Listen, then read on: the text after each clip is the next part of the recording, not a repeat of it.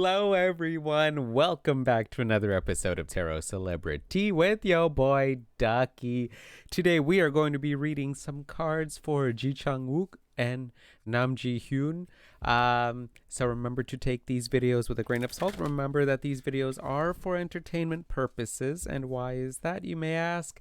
That is because we do not have Hyun nor Chang Wook here to confirm nor deny that what I'm seeing in the cards and how I'm interpreting the cards is resonating with them or is not resonating with them. So just remember to take these videos with a grain of salt.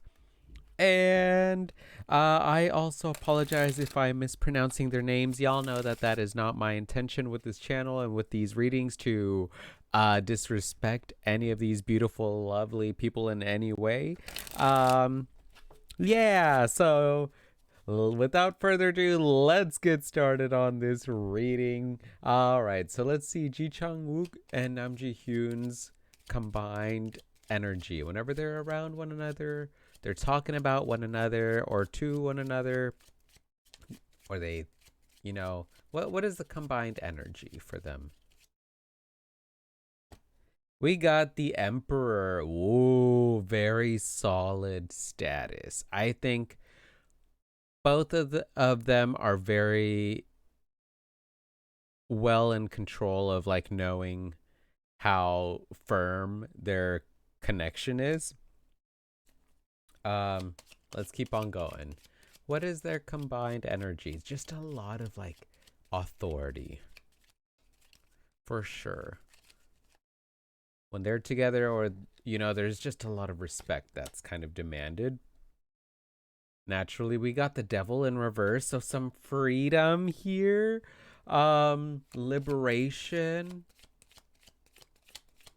Fresh air is kind of what comes to my mind while I was thinking of that. Just like a breath of fresh air. When they are around one another, or they think of one another, or they talk about one another, it's just such a breath of fresh air to hear two people that are like very well in tune and in control of their lives, and they know that is kind of what I'm seeing here. We also got the Seven of Bats in reverse, so there may be some kind of like stealing going on. I think maybe here what happened is with the Seven of Bats, the Seven of Swords here showing up. Normally it talks about deception, stealing ideas from other people, but when this card comes in reverse, I am not too sure. So let's see. Theft, lies, and malice. Look after your possessions and do not give your trust. Ooh. Okay. So I think here what happened is that like, how do I say this, or like what am I even thinking is kind of where I'm going with this. I'm getting the sense that maybe like something happened here where maybe there was like a stealing of ideas that brought them closer, if that makes sense. Like maybe the two of them have had a lot of people stealing from them, or have had like friends and family steal ideas from them, and this is kind of like what is something that's brought them so close together, that's built this solid grounding friendship and connection here. And it's so freeing and liberating for them to kind of be able to talk about the bad stuff. The two of them are able to just talk about how crappy sometimes like people can be with like stealing of ideas, stealing of money, stealing of possessions, right? And I feel like the two of them can really bond over that, of like not really being too trusting over others, because both of them are very well grounded, very well in control of their lives. So I really feel like that's something that they just bond over, is like, yeah, we know like so many people, do this for clout, do this for attention and popularity and fame. And I think that's something that they really bonded over, is how they've had to learn how to not trust people so quickly, especially now that they're very well known um, and successful in their respected fields. So that's kind of what I'm seeing here. Let's go on with Chang Wook. When he thinks of Namji Hyun, what comes to his mind? What does he think? What does he feel? Sorry, I'm like singing so much more throughout as I'm speaking. I think it's because I decided to start taking a master class of Christina Aguilera, and I just finished one, like a little lesson. So maybe I'm still in the singing vibes. So let's keep on going with Chang Wook's thoughts on Namji Hyun. Sorry. Oh my gosh. All right, let me get back focused. Let me focus. There we go. Okay, we got the 9 of Wands in reverse. Resilience with the moon. Ooh. Ooh. Oh. Okay. All right. Let's go with Namji Hyun's thoughts on Chang Wook. We got the 3 of Ghosts, the 3 of Cups with the 2 of Pumpkins. Okay. All right. So let's start here with Chang Wook's thoughts on Namji Hyun. So with the 9 of Wands here, there's a resilience. But when this card comes in reverse, it's kind of in the sense of that, like, Chang Wook thinks that Namji Hyun is like so resilient. She's so tough. She's strong and independent, but maybe to a fault sometimes. You know, sometimes people offer to help her and she kind of like refuses. And I think part of it is because she wears her heart on her sleeve with the moon. Here coming up is that, like, she's so much deeper than meets the eye, and she's so much more emotionally in tuned and deep, but she keeps that kind of a little bit hidden, and she hides that emotional sensitive core by being very strong and resilient and independent, and she tries to do things herself first, and then, you know, like, if all else fails, then she accepts help. So that's kind of what I'm seeing here. Chang Wook thinks that, you know, she's very deep. She has a lot more to offer and than people give her credit for, and she's very resilient, but sometimes it's to a fault. You know, maybe he's tried to offer to help her with things and she's like, no, I got it. And he's like, yeah, I know, but like, I want to help, you know. And same, like that, I can be that way too. And a lot of us can, right? People that have had to be independent or have been wronged a lot, you know, learn to kind of just trust themselves and do things by themselves. And that's kind of what I'm seeing here. So now let's go with Namji Hyun's thoughts on Chang Wook. When she thinks of Chang Wook, she thinks of someone who's very fun, celebratory, you know, gets along well with so many people, like the life of the party, because the 3 of Cups is all about celebrations, right? He just loves to have fun and stuff like that. And we also got the 2 of Pumpkins, so very talented and is able to juggle a lot of different projects, a lot of different hats at once. So Namji Hyun, when she thinks of Chang Wook, she thinks of someone who's like, not only like, she thinks of someone who's like work hard, play hard mentality. Like, he's always juggling a lot of things for work, or he's always doing a lot of things work related or ambitions that he's wanting to accomplish.